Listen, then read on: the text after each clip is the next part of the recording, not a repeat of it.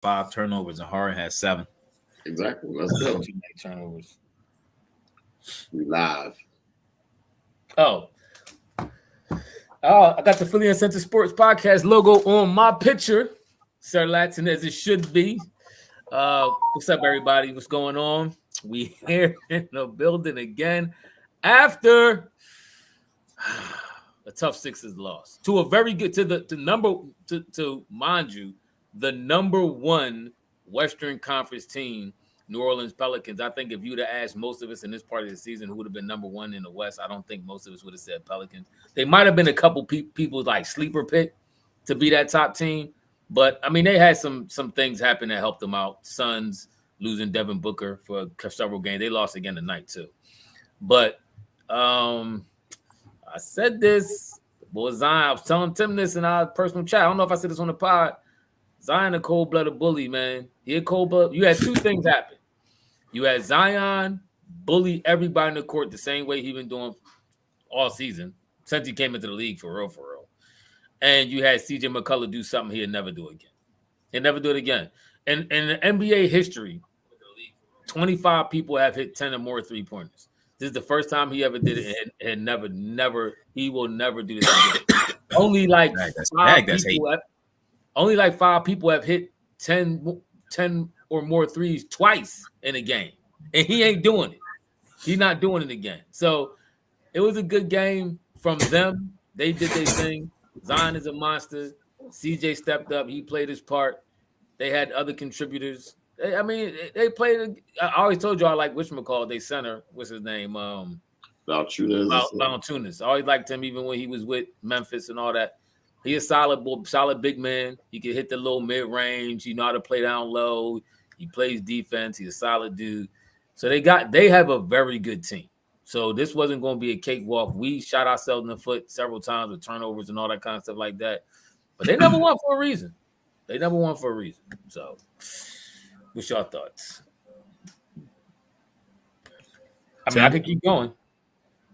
It was a lot going on in this game because the crazy thing is we didn't even shoot the ball poorly. We didn't. I told you we probably wasn't. I said last game was the worst ever. Go ahead. Yeah. I got like 3-4 people that can get work as far as the blame goes. I'm gonna start with Doc Rivers. I hated his rotation. I thought he should have put Thibault in the game early on a hot shooter and just made him uncomfortable. They never made him uncomfortable at all. Then I'm also gonna Niang. He played Niang way too much. Niang pretty much didn't give us. I think at one point he was like a negative 16 up until way into the fourth quarter. I don't know how he ended, but that was bad. And then we got two boys that turn the ball over like crazy. These are our superstars. Harden and Embiid turn the ball over way too much. One finished with 5 turnovers. The other one finished with 7 turnovers. And Harden, those turnovers in the second quarter was the catalyst of how everything just turned around. So it was just like, we got to do better. And Harden didn't have a bad shooting night, which was good because the efficiency was there for the most part. But it was just like night and day when it came to turnovers. Listen, Pelicans got a good team. They got a good team. So you gotta give them credit where credit due. They have a good team. They was playing at home. CJ was scorching hot. They do move the ball around. They got superstars that make plays. Zion Williamson made some huge plays. Big bully. They just made too many plays, and it don't look like we match up well against them. I do want to see how Brandon Ingram comes back and fits into the rotation. They do have a nice team. Yeah. What's his name? I don't want to say the boy name. What's the boy name? Ingram? No, they guard that be stealing all Alvarado. Oh yeah. Yeah, that boy irritating. Yo, he's scrappy though. He's scrappy. You gotta give him his props. I mean, he was a plus 10 when the fight was on the court. He a scrappy dude. Hey, easy money. Y'all the reason why he said, "Where's that beat loving Wayne?" Y'all the reason why Wayne is not here tonight. Y'all are the sole reason why Wayne not here tonight. He didn't feel like exerting all the mental energy to defend Joel Embiid tonight because y'all hate Embiid didn't have this game wasn't on beat, and I agree with Starscream. He says he said what he say. Bottom line is that second quarter run by CJ is why y'all lost. I agree. CJ snapped, bro. The ball was what 12. What was his stat? 12 for something. He did snap. He did snap. Listen, I don't a total 13 for 20, 11 for 16 from 3. Yeah. That's insane. That's why you got to put Thibault in the game on him early. Yeah, the problem with Thibault is once you put Thibault in the game, you still got PJ in the game. Then you got a couple liability dudes who can't score. They was trying to get Maxey his groove back. So he was trying to keep Maxey in the game so he could get warmed up back into the game. He had a couple nice shots. You could tell he was a little rusty. Tim said that early. You could tell he was rusty. But, I mean, listen, Starscream, I didn't say they was running away at the West, but the West is stacked, and they are number one.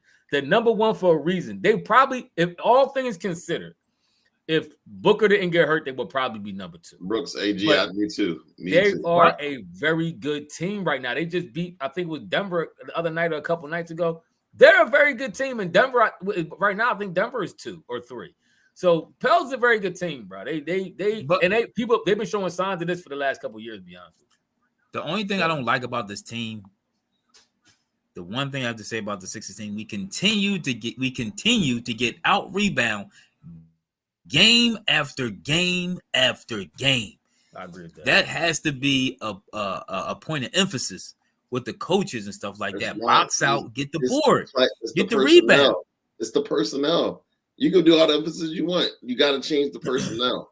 You don't have people who's natural rebounds who wants to get the ball. It's easy to have rebounds fall in your lap. You got to want to be You do have to want it. You do. I agree. You do have to want it. So I'm good. Like Alvarado. Alvarado is staying in the league not because he can score, but because he's scrappy. He got a lot of heart. He just run around diving on the floor, irritating. He the bull who fake like he ain't going to defend the inbounder. As soon as you inbound, he right there like, trying to snatch the ball. Like, yo, fall back a little bit. Like, calm down. But this is how he gets his checks. This is how he eat. That's how he like a TJ. I ain't mad at him. He carved a little niche for himself in the league, man. He's trying to hang around and feed that family, man. Like a Puerto Rican TJ McCollum.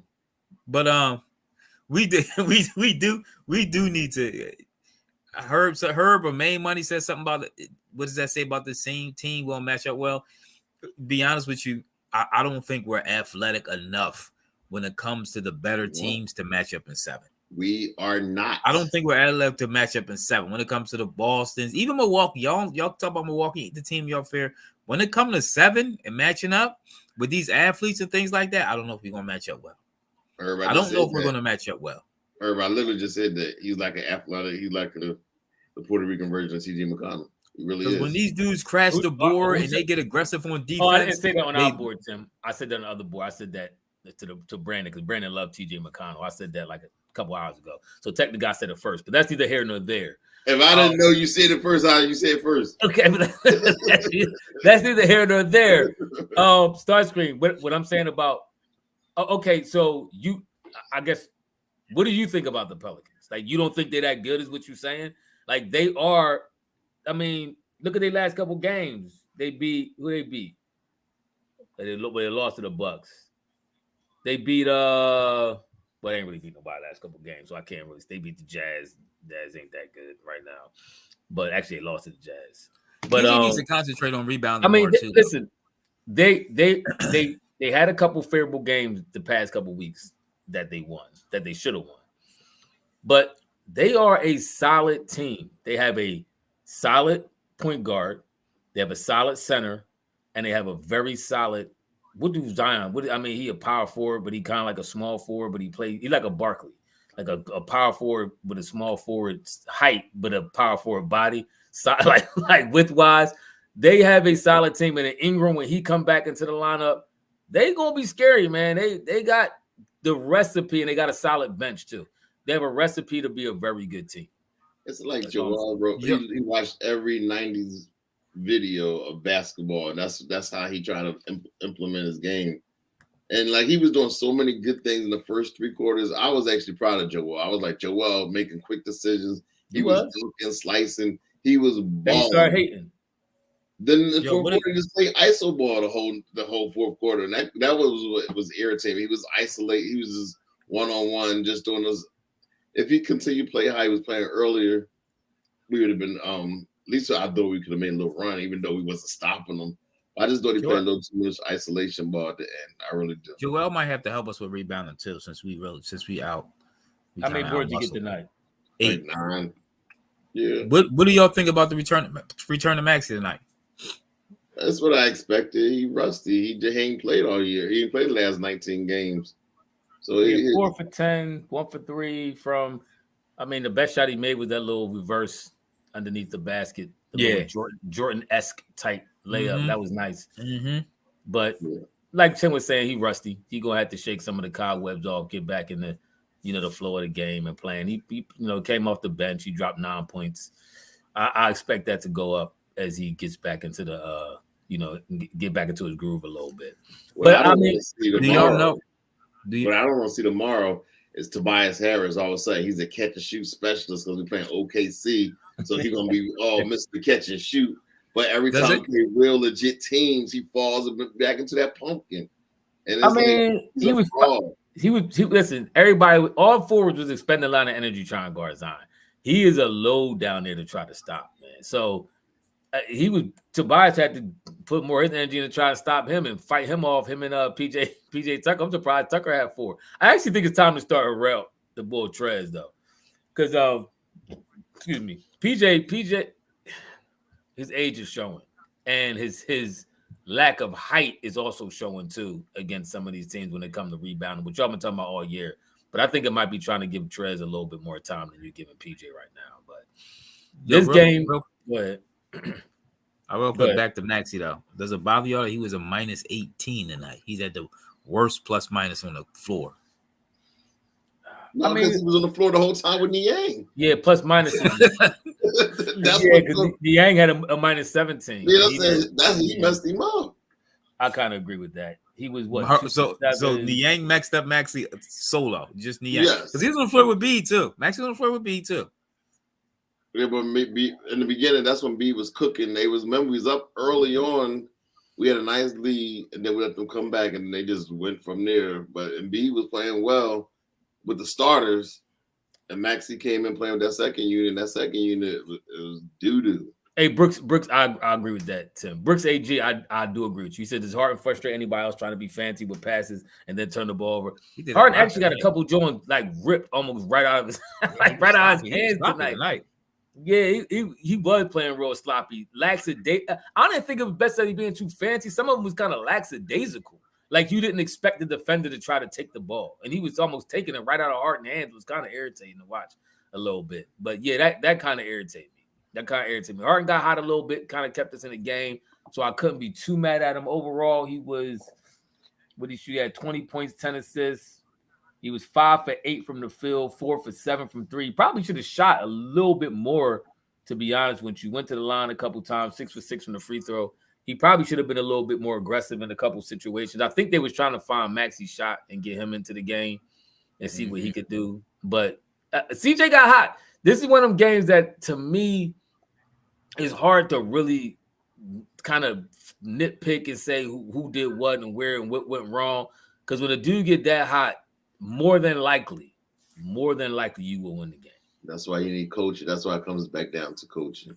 You got to do something. You got to. What you going to send PJ Tucker over there to I'm going to send Thibault. You need the goon over there. I'm going to put Thibault out there on it. I'm going to put Thibault. He can block balls. The ball be from the back. He knows how to frustrate. Now you want Thibault trying to block balls from the back. Pause, and that's how he got them huge fouls. Like that. Now you want him doing that. I just need you want him doing it, or you don't want him doing it. You need to change up. If somebody keeps doing if you're doing the same thing over and over again and expecting different results, come on. But so you saying you want him to do it now before you didn't really like? I don't. He actually got a good block doing that. What I don't want is Thibault to foul him on a 3-point play. He did that, but he did that block with CJ McCollum on a 3-point play, and it was a good block. That's what I'm saying. So you saw he had some limited success. So I'm saying get him in there a little earlier, especially when you know he's cooking. I mean, after the 6 3-pointer, you can be like, okay, maybe that's not working. That's a bad matchup. Do y'all think we should have got CJ Yep. over Harden? Yep. But you be told one game, yeah, we don't got a point guard on the team though. You can't do that. Who would have been our point guard? Yeah. Actually, CJ been having it down yet. CJ only shooting like 40%, 41% from the field. He's actually having it down yet. For his career, he's higher than that. I think it's 44, 45, somewhere around there, maybe 46 from the field goal. He's actually having a down year this year, to be honest with you. Tonight, that's what I'm saying. Tonight, he went off. You know, he never did this before. He's never done this before. Huh? You know who he missed tonight? Who he missed? So Ben Simmons. Ben Simmons at the top. Who would have been did? Who he did? He wouldn't have. McCollum would have got 11 3-pointers. He wouldn't have guarded McCollum the same way he guarded. The same way he guarded. What's his name? Kemba Walker. When Kemba Walker dropped like 50 on us. The same way he stopped him. The same way he guarded Dame when Dame dropped 40, 50 on us. Remember, did he guard? He didn't guard Bradley Beal either when Bradley Beal went crazy that time on us. Exactly. That's because Doc, not guarding him. Doc rotations be crazy. You know who Ben would have been guarding? Ben would have been guarding Alvarado. No, what happened is he was. Ben would have been chasing him around the court. They'd have been mimicking each other in the court. It would have been crazy. Ben balling right now. Ben is a tall. This is hustle even like that. He don't even got the hustle, Alvarado. He don't. But listen, Ben is playing power forward, point forward over the Nets. That's what he should have been here with us at very best. But like I said, Ben was a disappointment because we needed him to be more, and because for one, we drafted him to be more. So but when you find out he's not that player, you could just use him like he's a great like. That's how Brooklyn is. Brooklyn is like, listen, stop using the words great and stuff like that when describing Ben Simmons. Don't expect. Let's not use those words. The thing is, don't expect it. Obviously, at this point, if you know you got a kid that's slow, you're gonna be a mathematician or a doctor. Nah, you're gonna be the best janitor out here. You're gonna be picking up that trash, recycling. That's what I told y'all. I told you that. I said that. Huh? I said he was slow. I told y'all basketball wise, not mentally, but basketball wise, he was like the little. So you give him a job that he's mentally challenged kid. But like I said, we needed him to be more. We couldn't have been playing point forward and scoring 8-10 points a game. That's not what. No, we didn't have enough. We didn't have that luxury. The Nets had that luxury because they got KD and Kyrie who could score 25 to 30 any given night. So Ben didn't win 10 straight. KD, Kyrie, and TJ Warren won 10 straight games. Ben won the last 10. Okay. Him, KD, Kyrie, they're the big three. So y'all think somebody mentioned it earlier? They said they think the East is more stacked than the West Conference. What do y'all think? Oh yeah. First of all, remember I said that before the season started, and we had that big argument about this. Y'all think the East more stacked than the West? I don't know about that. I remember we had this conversation before the season started, and you gotta remember. All right, you talking about the Suns? They got without Devin Booker. Teams. We got 5 stacked teams in the East, though. So who's the top teams in the East? Cleveland, Philadelphia, the 3 Bs: Bucks, Brooklyn, and Boston. Okay, so you got right now the top 5 in the West is a little bit skewed because the Suns been out with Devin Booker, so they've been losing some games. But right now, the top 5 is the Pels, Nuggets, Grizzlies, Clippers, and the Mavericks. Yeah, I'm not. Dallas is a 500 team, ain't it? Dallas is 20-16. All right. Clippers is 21-16. Grizzlies 21-13. Nuggets 22-12. And we just came back from down 20 on the Clippers, didn't we? Pelicans 22-12. And I think Boston just beat the Clippers the other night. Yeah, they did. All things being considered, though, I think if you take the teams that probably maybe at the end of the year will be in that top 5, like the way the East is sitting now, that top 5 is going to be the top 5 come the end of the year, more than likely. Maybe with the 5th team maybe changing, but with the West, you still got the Suns, who I didn't say at their peak, they're a very good team. You even still got the Warriors when Curry come back, depending on what they're going to do. Once playoff Warriors is different than any other team in the league, so you still got them. Yeah. And by the way, speaking of people hitting 10 plus threes in the game, you know who got the all-time record of 10 games with 10 3-pointers plus in the game? Clay. Okay. Has the record. You know how many games he has with 10 plus threes? He got 22 games of 10 plus threes. The next the next closest player is Klay Thompson with 6.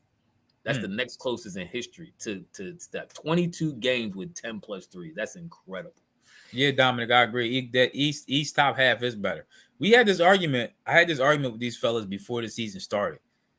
When we talk about, I don't know if y'all remember. Y'all probably gonna like. I remember. I was trying to tell y'all, I think the East was better this year than the West. We had a nice little back and forth. But if you consider who we were talking about, who we were saying was the East, 2 of those top teams have suffered injuries and they're not up there.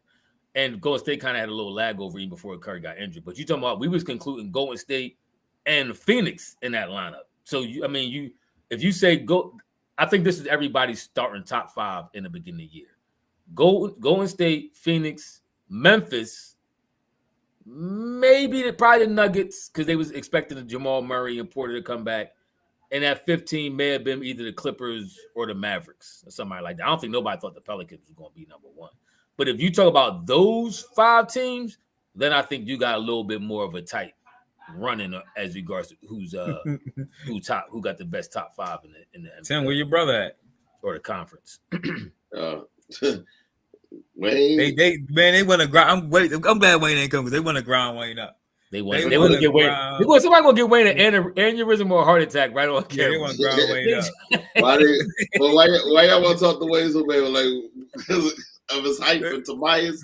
No, they want to hype for B. B is the man. I mean, I'm trying to figure out. It is a lot. Somebody earlier. B did a lot of bonehead plays though this game. Man, he did some bonehead plays. The ball. All right, that's a carryover from the last game now. Because the last game. Somebody said, and I was listening to y'all podcast the other night. I was able to get on. And I remember Ephraim addressed somebody who said B always does this. The last game. Didn't B do like a crazy turnover? Remember B had that turnover at the end of the game or something? He said B always comes up small in the clutch. That's what he said. Yeah. Yo, this is the second game now. He got to get them turnovers under control. He got to get them turnovers under control. He was throwing the ball when people wasn't even there. B was throwing the ball and people wasn't there. B had 37 points, 8 rebounds, 5 assists. 5 assists. How many turners he had? Was 14 for 22, 63% from the field, 1 for 2 from 3. Those are very good stats. That's solid numbers. All right, okay. The next highest person on the team was Harden with 20 and 10, and actually shot pretty good. But on the contrast, or on the opposite end of the spectrum, the Pelicans had 2 people over 30. CJ had 42, and Zion had like 36, 37. So that, to me, that's the X factor. If Harden would have played better, let's say Harden would have scored 30, we win the game. If Harden scored 30, we probably win. That's 10 more extra points. What we lose by?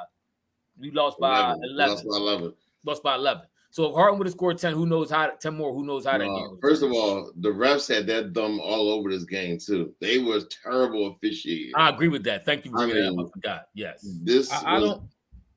You gotta blame those referees. Now I will say this. As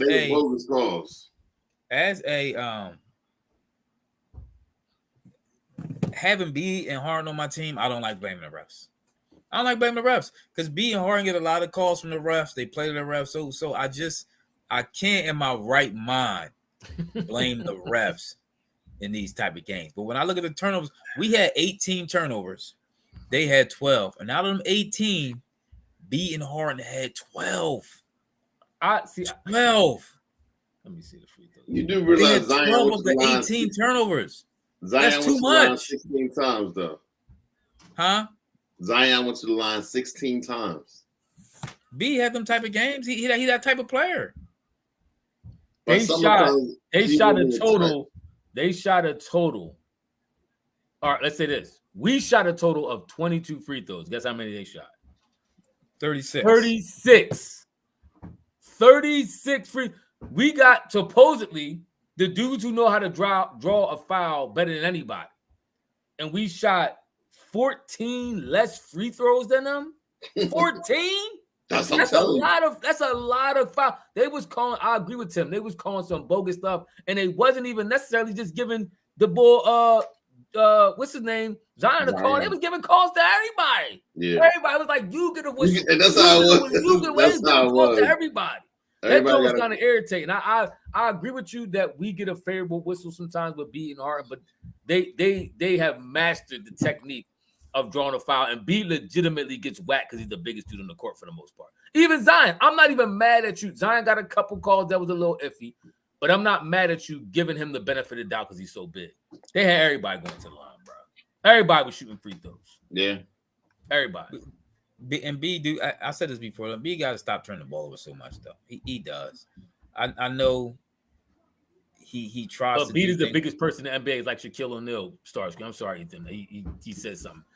He's the biggest person in the NBA. So that's why he goes to the line the most, because he's the most foul player in the NBA. I could tell you this. I'm gonna tell you who deservedly should be in the top 5. At least 2 people, Giannis and B.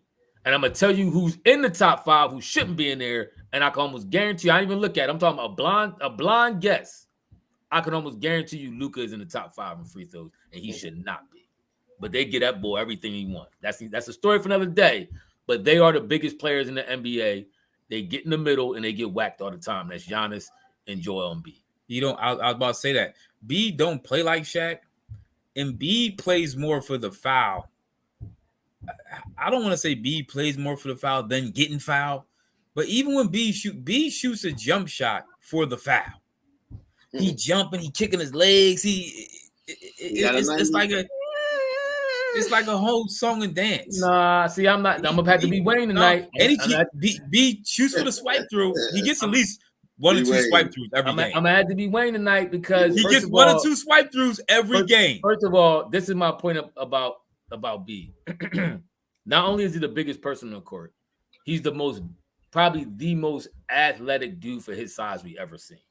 So for that reason alone, he's gonna get people reaching and hacking and whacking. You talking about a big man, 7 foot, almost 300 pounds, like a Euro step.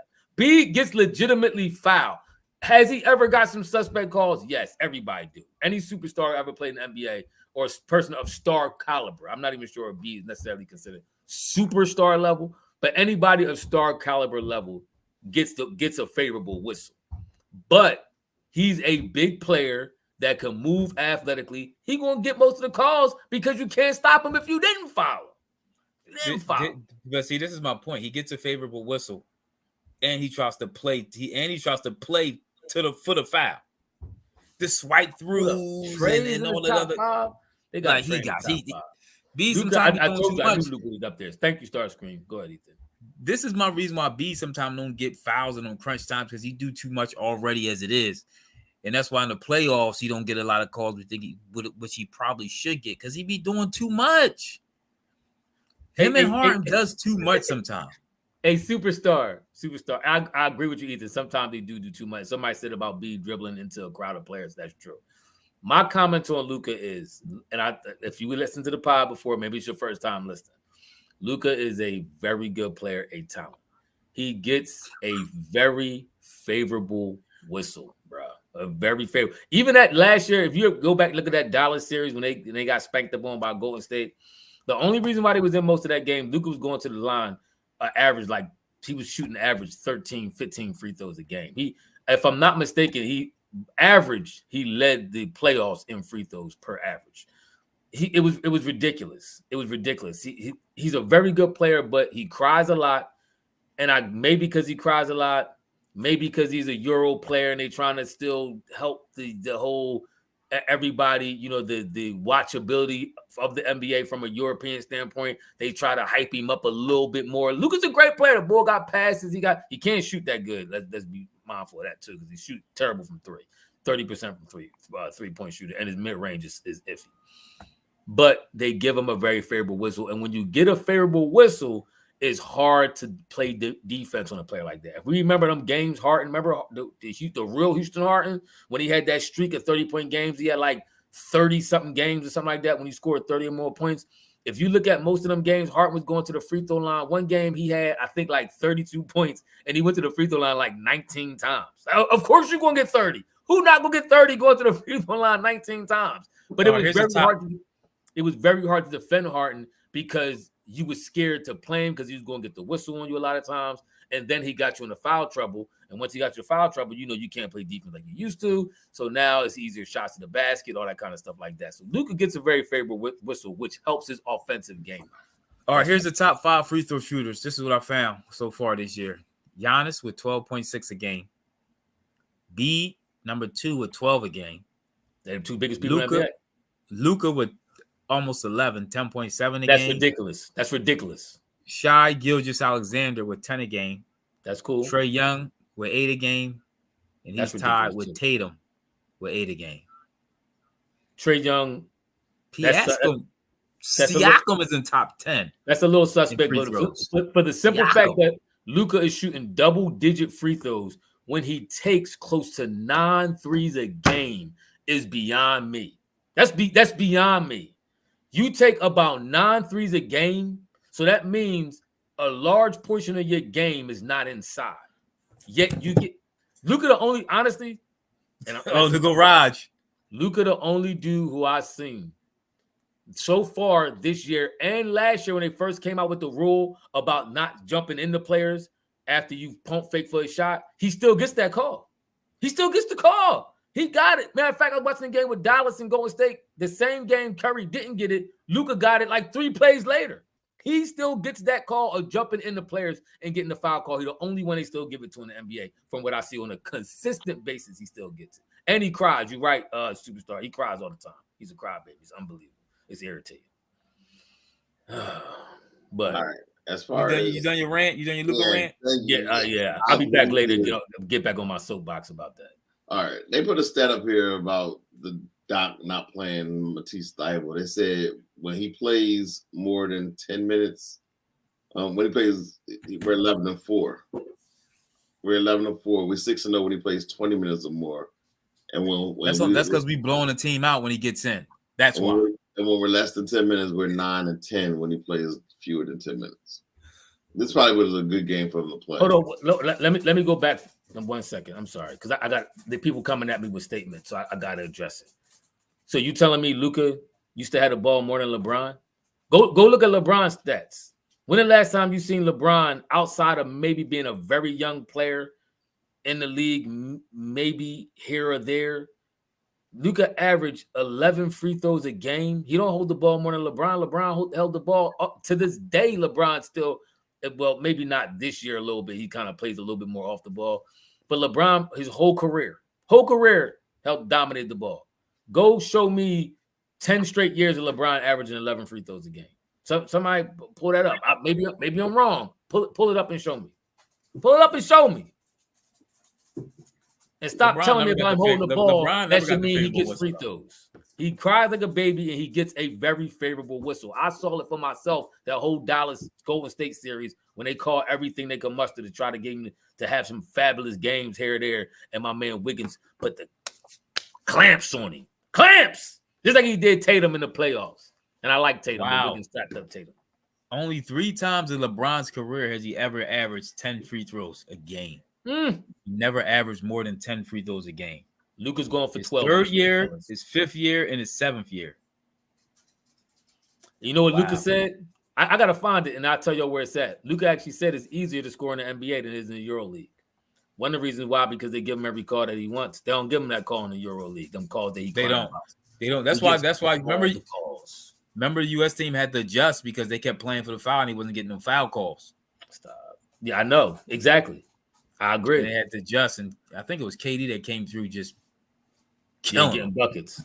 They should have had Steph on that team. But they had Dame. Dame was trying, Dame was crying for fouls and everything doing that, and they had to adjust because sometimes the NBA though the calls do get out of hand sometimes. The refs they love blowing that whistle. We rematched on Monday. Y'all think we got a shot? Y'all think it's gonna be the same result? We home, right?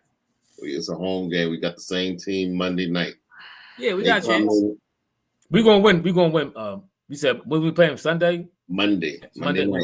We're gonna win. We're gonna win. I don't know. We might lose 2 back-to-back. B might not play. No, we're gonna win. We play OKC tomorrow night, New Year's Eve, and then we come back Monday, and they finish the road. The road trip so far is not looking too good. We lost 2 road games. That's why I wanted that Wizards game, because I knew this was going to be a hard game. I know. I agree with you, Raj. But are there people who just would never be a good shooter? Is that? I mean, they say practice makes perfect, right? But sometimes you top out. You got a ceiling. Like Giannis might not ever be a great shooter. Right. And maybe Thibault might not ever be a great shooter. I agree with that. You know, so he might just be what he is. He's crazy athletic, but seems like he's crazy uncoordinated with the ball in his hands. For some reason, those two just don't make sense. You know what I mean? I'm not like. Go ahead. Go ahead, Ethan. I don't understand how he's crazy. He has all these athletic ability and hops, and he looks like he has 2 left hands when he's trying to dribble with the basketball. And Shaq never became a good shooter at all. Yeah, I mean, sometimes you are what you are. I'm not saying you can get better. Like Rod said, Siakam got better. I'm not saying that you can't. I'm just saying sometimes you just don't. That's the reality of it. Is you can try all you want. Sometimes you just don't. And Starscream, by the way, go look at Luka field goal percentage in that series and tell me he didn't get strapped versus how many times he went to the line. If he didn't average 12 trips to the free throw line, Luka wouldn't even average 30 points a game that series. But that's neither here nor there. Luka got strapped, and that's why they got beat 5-1. But yeah, Ethan, I agree with you, and I agree with you too, Raj. If you can, if he if he can't shoot, he is unplayable. His minutes are going to be very sparse. They're going to put him in for specialty minutes to try to cool somebody down, maybe throw him on a CJ if he hot, get a couple blocks, throw him out of rhythm. But then other than that, they're going to have to pull him because he can't score, especially if we need him to score. If Maxey's not playing well, if Bede ain't playing well, or whoever, somebody else ain't complimenting your stars, then he might not might get pulled a little earlier sooner than later. So money. PJ has the best excuse out of everybody. He's an old man out there playing. And you got Grandpop out there in the court. He had surgery over the week. He had knee surgery in the off season too, so they see the new. Don't. He an old man. I've been telling y'all, age catches up to you quick as I don't know what. Especially in basketball. After PJ signed his contract, he got trouble getting out the bed.